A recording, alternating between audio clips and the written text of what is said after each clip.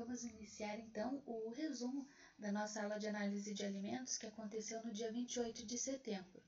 Essa nossa disciplina, então, ela tinha sido dividida como uma ementa do estudo da bioquímica dos alimentos, sabendo então a diferenciação entre as macromoléculas orgânicas, entre as moléculas inorgânicas. Então a gente estudou já a parte dos carboidratos, proteínas, os lipídios.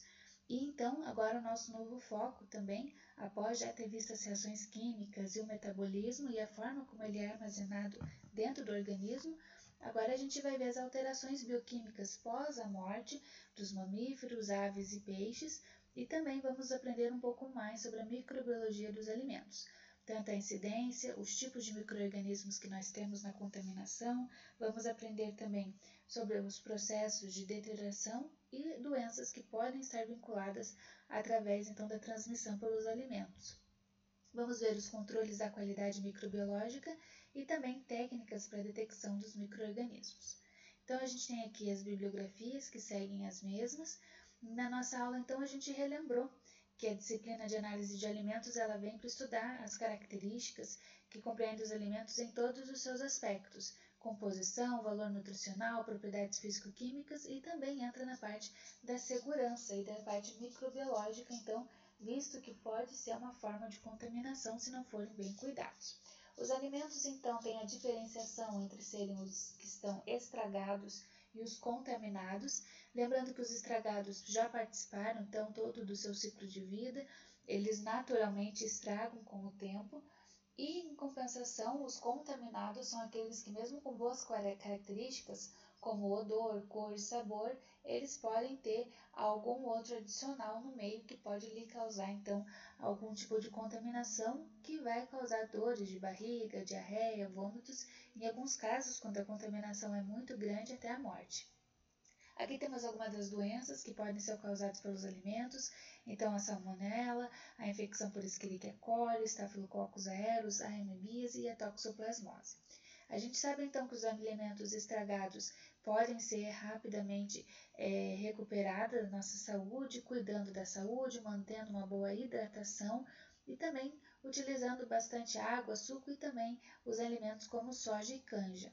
E quais seriam, então, com relação à contaminação, os tipos de perigo? Eles eram divididos em três: os perigos físicos, os químicos e os biológicos. Então, dentro dos perigos físicos, a gente tinha os pregos, parafusos, pedaços de vidro, lascas de madeira, pedra, entre outras. Já nos produtos químicos, a gente pode ter tanto material de limpeza como desinfetante, mas até mesmo aqueles materiais que são usados na sua produção para manter a boa qualidade dos produtos, como os agrotóxicos e inseticidas, que em altas concentrações também podem causar o dano à saúde de quem se alimenta deles.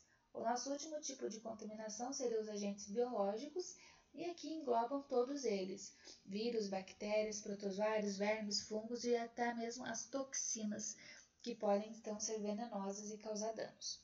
Para avaliar os alimentos, então, com relação à sua própria composição, a gente estudou que temos dois métodos principais: o do INDI, que ele é um dos principais usados há anos já. Ele vai trazer as caracterizações de cinza bruta, que seriam os compostos minerais, a proteína, gorduras, que seriam os lipídios, os carboidratos também, porém ele fala a fibra de uma maneira geral, mais forma bruta. Quando a gente quer dividir essa fibra em hemicelulose, celulose ou lignina, a gente tem que partir para um outro tipo de método, indução Swift, que daí consegue fazer a determinação mais específica desses compostos fibrosos. Então, aqui a gente tem a marcha analítica do INDI. No primeiro momento, então, a gente coloca numa estufa para um aquecimento, então consegue fazer a remoção da água. Nessa primeira parte, então, a gente consegue fazer essa diferenciação utilizando uma estufa a 100 graus Celsius. Nisso, a gente consegue obter a umidade. Da matéria seca é onde partem as demais análises que podem ser executadas. Para ver, então, a parte da gordura dos lipídios, é uma extração com éter. Pela análise de Kendall, ver os compostos nitrogenados ou azoto. E depois, passando por um tratamento ácido e básico, a gente consegue também descobrir as cinzas com fibras brutas e a fibra bruta em si. Agora, se eu faço, além desse processo, pegar a matéria seca, eu já tirei a umidade, eu ainda coloco ela para ser incinerada em mufla, com uma temperatura de 500 graus Celsius por 2 horas. Então, nesse caso, eu retiro toda a matéria orgânica, obtendo apenas os compostos minerais, então, que é a cinza bruta propriamente dita. Já no método do Swish, a diferenciação está relacionada à parte das fibras, onde eu uso a extração por detergente neutro, que obtenho a hemicelulose, ou ainda a extração com detergente ácido, que daí consigo fazer diferenciação entre a celulose e a lignina. Bom, agora nesse nosso novo semestre, então, é importante lembrar desses fatores e também lembrar que a gente tem essa parte microbiológica também. Então, para verificar as alterações bioquímicas que acontecem depois que tem a pós-morte dos mamíferos, das aves e dos peixes, é importante lembrar que não apenas o homem, mesmo falecendo, mas também esses animais que servem como fontes alimentares. Por isso é importante a gente mantê-los refrigerados e verificar essas alterações sensoriais, bioquímicas e microbiológicas. Aqui tem o que acontece com o homem propriamente dito, depois de alguns segundos, minutos, horas, dias, semanas e meses.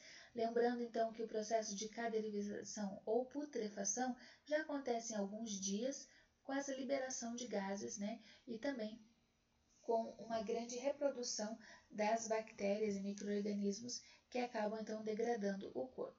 Então a gente sabe que no primeiro momento vai haver o consumo do que tinha de glicose e de oxigênio no corpo e há uma queda do pH, tornando o meio mais ácido.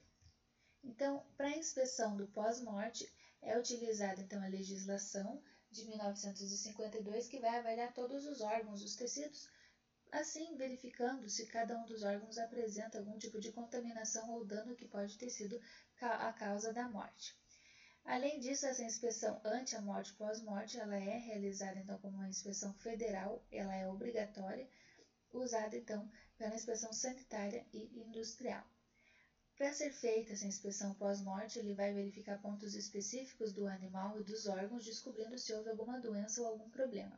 Os fatores que influenciam as alterações então cadavéricas, onde vai tendo a degradação do corpo, primeiro é a temperatura, quanto maior a temperatura, maior a velocidade de instalação dessas decomposições, o tamanho do animal. Quanto mais grande ele for, vai ser mais difícil resfriar, então ele vai acabar se degradando também. Mas de uma maneira oposta, quando ele está bem alimentado, obeso, ele também tem uma menor dissipação do calor, então tem uma maior velocidade da instalação das alterações cadavéricas. Já também é necessário verificar a causa da morte, que se houve alguma infecção, septicemia. Nesse caso de septicemia, houve então a proliferação de micro-organismos já patógenos no organismo, então o corpo já está suscetível a se degradar de uma maneira assim mais veloz do que alguém que não passou por este processo.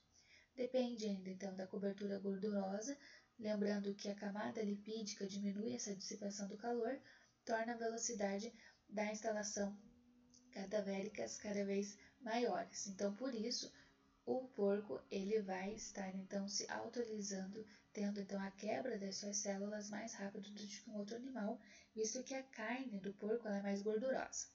Então, na nossa técnica de necropsia é feito também essas outras nomenclaturas, como autópsia, mortópsia, exame pós-mortem, onde a necropsia vem de necros, que é cadáver, e ópsis é de vista, então você verificar do que morreu aquele cadáver ou aquele animal. É importante porque a gente consegue ver se teve alguma doença e também estar alertando se existe a possibilidade de haver uma contaminação no rebanho, por exemplo. É importante porque traz um conceito profissional aos clientes. No caso da medicina veterinária legal, é importante para saber se houve casos de envenenamento criminosos e também serve como desempenho clínico, esclarecendo qualquer dúvida. A gente diz que o corpo morto consegue indicar as causas dessa morte, então acaba ensinando os vivos sobre o que aconteceu ali no meio. Então, aqui temos alguns dos materiais que são utilizados. E as alterações bioquímicas principais, elas são divididas entre pré-rigor, rigor mortis, pós-rigor e a putrefação. Lembre que quando o corpo falece, ele tem tendência de ficar duro durante um determinado tempo. Então, ainda no pré-rigor, antes que entre essa parte mais de ficar mais rigoroso, mais duro, o músculo ainda está flácido, tem um pouco de oxigênio sendo consumido, tem a degradação da energia do glicogênio, mas há um aumento da produção do ácido lático e, com isso, se eu tenho mais ácido, o meu pH diminui. Quando já começa a parte do corpo ficar enrijecido, que é o rigor mortis, temos diminuição da ATP, diminuição do pH e a actina e miosina se entrelaçam, então o corpo fica bem duro. Depois disso, já começa a própria biodegradação, putrefação. Então tem um pós-rigor, onde ele começa a amolecer novamente e as células se autodestroem, que é a autólise, lise de quebra e auto, e ela própria mesma vai se quebrar. E por último, então, a putrefação, onde temos a decomposição e os aminoácidos livres foram então produzidos pela autólise. Dentro das nossas alterações, tem a liberação de compostos tóxicos, fétidos, a gente sabe que fica com um odor desagradável, além de também ser liberado o churume. A contaminação por bactérias no intestino, principalmente, e depois de outros micro-organismos que já tenham na pele, na boca, eles vão se multiplicando, e aí o processo da autólise, que é onde a célula se autodestrói, começa a ocorrer. Depois a gente tem ainda a relação sobre a decomposição bacteriana, depende sobre a presença ou não de oxigênio. Se tiver oxigênio, vai ter oxidação aeróbica, se não tiver oxigênio, é a redução anaeróbica. Dentre os produtos finais, que são decompostos pela bactéria, temos as substâncias inorgânicas, hidrogênio, CO2, amoníaco, compostos sulfurados, ácidos graxos, entre outros. Então, é verificado modificações bioquímicas e também modificações estruturais. Tem transformação do músculo na carne, então a gente já sabe que quando o organismo, aquele animal, ele passa por um estresse antes, a carne dele já fica enrijecida. E também a gente já sabe que do glicogênio ou a glicose, ela vai formar o ácido lático. Formando ácido lático, tem a queda do pH. Com a queda do pH, então existe a massificação muscular. Essa queda do pH faz com que a velocidade do acúmulo do ácido lático também determine a degradação que o músculo vai estar acontecendo. É claro que quanto que ele vai cair e qual que vai ser o pH final vai depender de cada um dos organismos. É mais rápido nos suínos, intermediário nos bovinos e bem mais lento nos bovinos. Então, essa contração muscular, esse enrijecimento, que é chamado de rigor mortis, acontece então em diferentes períodos para cada um dos organismos. O mais rápido seria as aves, que em 5 minutos a 1 hora já acontece esse processo. Já com relação aos bovinos e ovinos é de 6 a 12 horas, e os suínos, igual a gente comentou, a carne mais gordurosa é mais rápido, 15 minutos a 3 horas a gente já tem essa degradação. Depois, então, que o organismo morreu, é necessário sim estar recorrendo à parte de refrigerar esse meu organismo, esse meu corpo, a carne, porque já começam as atividades microbianas na carcaça para degradar esse alimento. Então, a gente tem a microbiologia dos alimentos, ela vai se dividindo naqueles que contaminam e causam doenças, tem os outros que estragam e deterioram o alimento, mas também tem os outros que são utilizados para produzir os alimentos. Então, nossa microbiologia está voltada para os seres unicelulares, que normalmente só podem ser vistos por microscópio, você só vai conseguir ver quando eles estão em colônias, em milhões, juntos para poder ver a olho nu. Então, aqui a gente tem algumas fontes de contaminação e os micro-organismos, e é importante, então, a gente lembrar que tem aqueles que trazem alteração benéfica, que a gente, inclusive, usa esses micro-organismos dentro do processo do alimentício. Então, a gente tem alimentos que são fermentados, como queijos, vinhos, cervejas e pães, que a gente aproveita desse processo de fermentação feito pelos micro-organismos. O outro caso seriam aqueles que trazem alterações prejudiciais, como alteração de deterioração do alimento. Então, traz cor, odor, textura e aspecto do alimento sendo então alterados. E o outro caso seriam aqueles patógenos que realmente causam riscos à saúde de uma maneira assim maior. Então pode vir por várias fontes, como fontes precárias de higienização, o armazenamento incorreto, sem refrigeração, e daí vai multiplicando esses animais, E além da distribuição e manipulação, às vezes uma manipulação cruzada, então mexeu com dinheiro, foi no banheiro, não teve uma boa condição sanitária, acaba contaminando o alimento também. Os 3 tipos principais de micro-organismo, então, seriam os vírus, as bactérias e os fungos ainda podendo ser divididos em bolores e leveduras. A gente vai ver cada um deles. Os vírus, eles não possuem vida própria, então eles precisam se alojar em células para poder então estar se multiplicando, são transmitidos pelo ar, água, alimentos e pessoas. Então, como vocês podem ver aqui nessa figura, ele precisa de uma célula para injetar o seu material, essa célula multiplicar esse material e aí sim ter a reprodução dos vírus. Essa contaminação normalmente acontece quando há pouca higiene e contato com fezes dos animais, água contaminada, produtos de origem animal contaminado, entre outros. Já as bactérias são pequenas também, porém se multiplicam numa velocidade muito grande e causam uma série de doenças prejudiciais aos homens. As bactérias eles gostam de alimentos ricos em proteínas, são proventos de carnes e derivados como aves, ovos e leite. A gente sabe que são alimentos ricos em proteínas, porém, um dos grandes problemas das bactérias é que eles ainda produzem as toxinas, que são prejudiciais, como se fosse um veneno para quem está se alimentando deles. Por último, seriam então os fungos, divididos em bolores e leveduras, podem se multiplicar em alimentos secos e também com altos teores de açúcares. É importante lembrar que eles gostam também dos alimentos que sejam ácidos, como frutas cítricas e também tomate, por exemplo, que é também considerado uma fruta cítrica. Então, não apenas laranja, limão, tangerina, mas pode entrar também nesse escopo o nosso tomate. Os bolores, então os fungos, produzem toxinas, é encontrada em alguns alimentos como amendoim, milho, trigo, amêndoas e castanhas, podem produzir efeitos agudos, como uma intoxicação, mas efeitos que vão demorar um pouquinho mais para aparecerem, que são os efeitos crônicos, como um câncer. Então, aqui tem o caso de trazer um bolor, né, no próprio pão. Nesse caso, é indicado que você não coma ele, porque ele libera esporos, então mesmo que você não veja, o resto dos alimentos já estão, então, todos contaminados. O outro tipo de classificação de fungos seriam as leveduras. A diferença é que as leveduras são unicelulares e por ser só apenas uma célula se multiplica muito mais rápido. Tem um crescimento favorável no pH ácido e temperatura entre 25 e 30 graus Celsius. Aqui tem a multiplicação, os fungos de 20 minutos, bactérias em 15 minutos, eles vão se dividindo em dois, então vai tendo essa reprodução geométrica com um aumento significativo.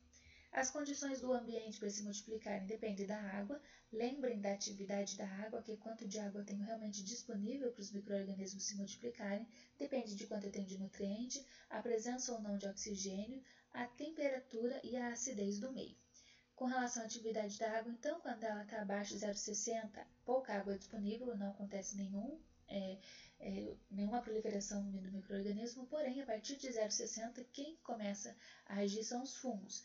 A partir de 0,85 para maior atividade de água, então mais água disponível, os outros micro-organismos se multiplicam.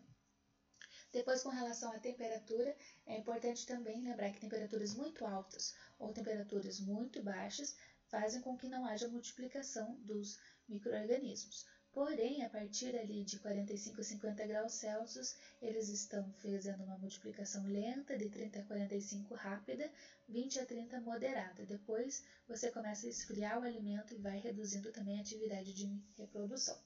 Para finalizar, a gente viu as boas práticas de higiene, visto que pode haver uma contaminação cruzada, então é necessário ter roupa limpa, cabelo preso, unhas curtas e lavadas, utilização de luvas, aventais, toucas e também preparar o alimento sem que haja então um ferimento nas mãos, está usando a luva para evitar esse contato.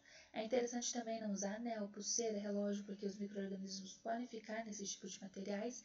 E o básico também, boa condição de saúde, não tossir, espirrar, soprar o nariz perto desses alimentos. Outro ponto necessário, não enxugar a mão e o rosto com pano de prato, visto que você pode estar fazendo essa contaminação cruzada, e também é necessário sempre estar lavando a mão. Agradeço a atenção de todas, esse foi um resumo da aula passada, e caso de alguma dúvida, eu sigo à disposição. Muito obrigada!